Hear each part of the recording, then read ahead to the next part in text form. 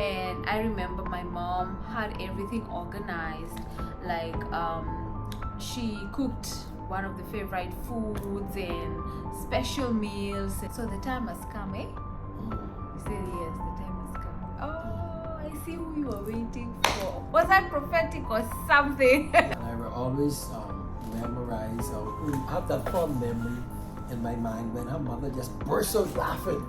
I always remember.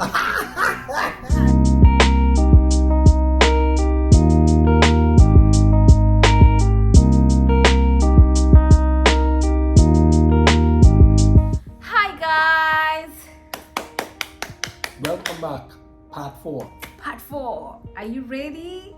Now, if you haven't watched part 1, part 2, part 3, before we even start, please put a pause on part 4. Go back and watch part 1, part 2, and part 3 so that you can flow with us, okay? Yeah, we don't want you to miss out on anything. All right, so I will continue with part 4.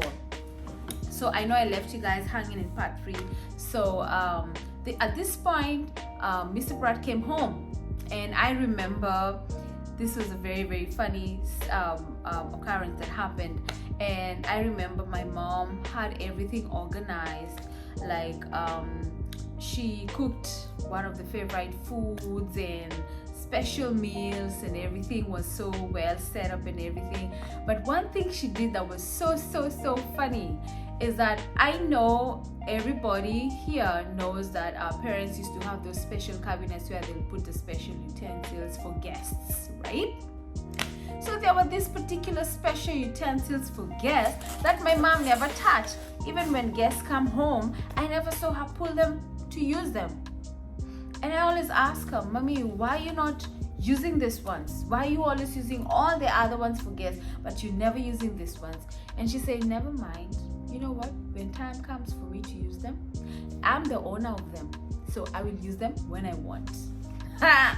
So I was still waiting to see when this is gonna happen, and I'm like, child, I almost out of this house. I've been in and out of my mom's house like twice, going to sleep by my own and coming back when I get bored to live with her, and they're still there. And so at this time, I saw my mama pull those utensils, y'all. I was like, hold on, Mommy, you're finally using these utensils, oh. She said, yes. So the time has come, eh? He said, yes, the time has come. Oh, I see who you were waiting for. Was that prophetic or something? So my mommy pulled out the utensils, and I saw her arrange them so well on the dining table. Oh man, that was super. How do you say? Yeah. Supercalifragilisticexpialidocious. That.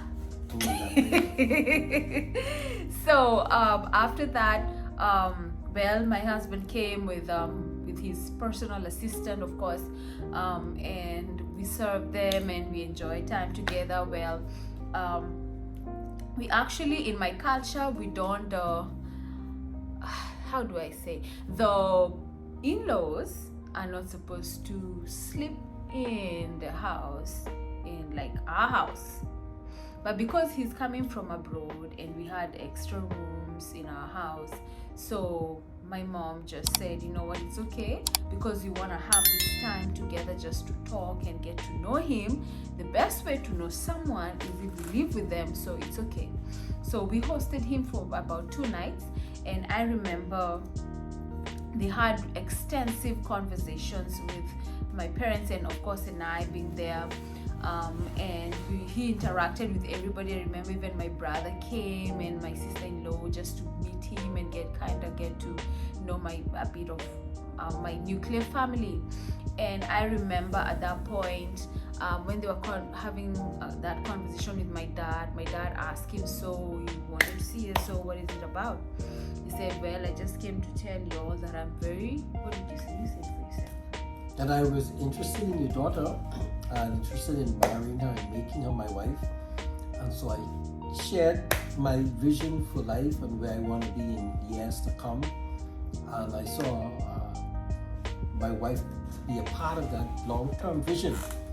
So I was asking for their permission in in her hand in marriage, and also I needed to take her to my country so my parents can also get to meet her and give me their stamp of approval before I can set a wedding date, providing my parents had agreed that I should have her as my wife.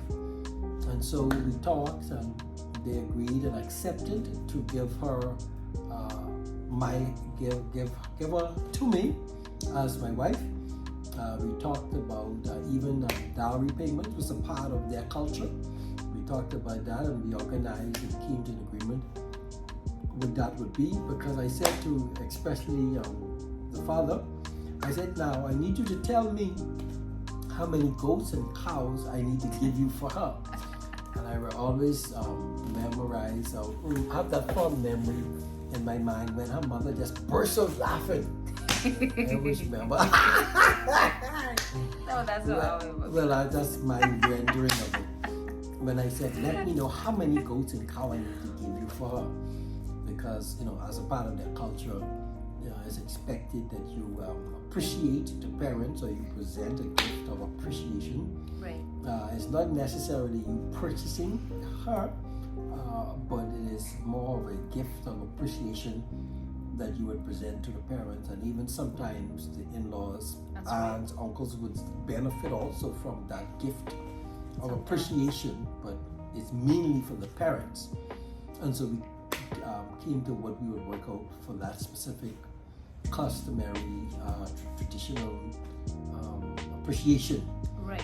And so once they had agreed that I would be able to take her as my wife, then I went ahead and began to arrange her to come to the Bahamas to meet my parents so we can get that approval from that end. All right. Right before that, I remember something I think that is very important for me to say is that my dad was known by everybody around me as to be the type of strict dad who was very, very protective. And I remember even some men used to fear approaching me because they were like, I'm gonna have to deal with your dad. Because my dad was very, very spiritual. So any man who will try to play around with me, they always felt like my dad will know about it, because my dad, even in his preaching, he was so passionate about the young people, and he always used to preach to them about holiness and staying pure before the Lord. So any man who had really bad intentions with me, or who had an intention to have a sexual relationship with me before marriage, they really did not play around with me. And those who didn't know my dad will try, but then of course, I had my own standards where I believed in sex after marriage, which by the grace of God, I did my very best with the help of the Holy Spirit to maintain that standard as much as possible. So I remember one time, my dad, we were just having a conversation, and I asked him, Daddy, has God told you anything about my marriage? My dad looked at me, he was like, that's an interesting question. And he said, we were just having a walk, we were just walking and talking, and then he said, well, yes. I said, so when were you going to tell me about this? Right? And in my head, I'm like, if this man knows how long I've been praying for this. So I said, Daddy, would you have ever told me? He said, yeah, when time was right. I said, what you mean? If I didn't ask you, I wouldn't have known. So I asked him, so what did you see? And I remember at that point, I was eyeing on this man. I wasn't eyeing, but the guy was eyeing on me. He was this he was very light skinned, and I wasn't sure about committing myself to him, but I was hoping the description my dad gives me of what God showed him will match this guy. And what my dad told me, child, was not even close to how this guy looked. I was so disappointed. Oh man, because I was just waiting to give the guy a yes. In my heart, well, I already have feelings for him and what's not. But then I just didn't want to say anything to him until my dad said something. Yeah. So then apparently the guy that my father described that he saw when he was in his time of prayer, he saw a vision of the man. How he described the man, he described him. But I didn't remember that until later on after he had come home. And I was like, hold on. And I think that's why even after my dad saw him, he was so confident and so calm. That was unlike my dad when it comes to men with his only daughter. So I noticed even when he came home, my dad was very receptive of him, and he was very welcoming of him, and they were having conversations like long time friends. And man, I was like, is this dad or someone else? And that is what made me know that truly the Lord is in this, because God put peace in the hearts of my parents, despite the fact that this guy is coming from abroad. You know, you're giving out your daughter, you don't even know where she's going. She's going abroad, you don't know who she's going to meet there, you don't know nothing, but you're just trusting in the Lord that this is the person. And that's how I knew that if my father really trusts this man, then I know he just doesn't trust people randomly. The Lord must have spoken to him, and that gave me confidence to know that this is godly orchestrated. So there's some of the things you gotta watch out for. Look at those things, Look at the reception of your parents towards this person. Look at the reception of, the people that you deem to be your spiritual covering. If it's truly of God, God is going to put peace in their hearts for this person. God is going to open their hearts up. That is, if you are sitting under the right spiritual covering, because some of them, I don't know, I don't want to say much, but all I'm saying to you is, before you commit to anybody, make sure the spiritual covering around you, your parents, pray about it, tell the Lord, if this is truly the person, God, I want you to reveal it through the people that I deem highly, the people that are my authorities. Cause them to find peace in their hearts towards this person. Cause them to find love for this person. Cause them to have a great relationship with this person, and that will be of very, very great help to you. So guys, I don't want to tell you, because after that I was on my way to the Bahamas. And I know most of you have been asking me so many questions on my other social media platforms. How did you travel to the Bahamas, and what happened? What was the whole procedure? And at that point, it was actually during COVID, like right in the middle of COVID, that I had to travel. Like 4 months after he left and went back, I had to travel 4 months after that. But guys, I don't want to get into that right now, because I want you to stay tuned for part 1, 2, 3, 4, 5. So guys, stay tuned for part 5. It's getting better, guys. And if you have not subscribed to our channel, you don't want to miss, please come and be part of our community. It's amazing, guys, to have you on board, and those who've been with us from the beginning. Thank you so much. Thank you so much. We wouldn't have made it this far if it wasn't for you guys. So thank you so much for joining our community. Stay tuned. Please press that notification bell so that you can be notified of every videos that come out. And I know that you're learning something. Invite your friends, let them come and learn, so that we can learn together. Let them come so that we can share all these good testimonies with all of you guys, so that you can learn from our personal experience. So God bless you guys, and we hope to see you on the next video.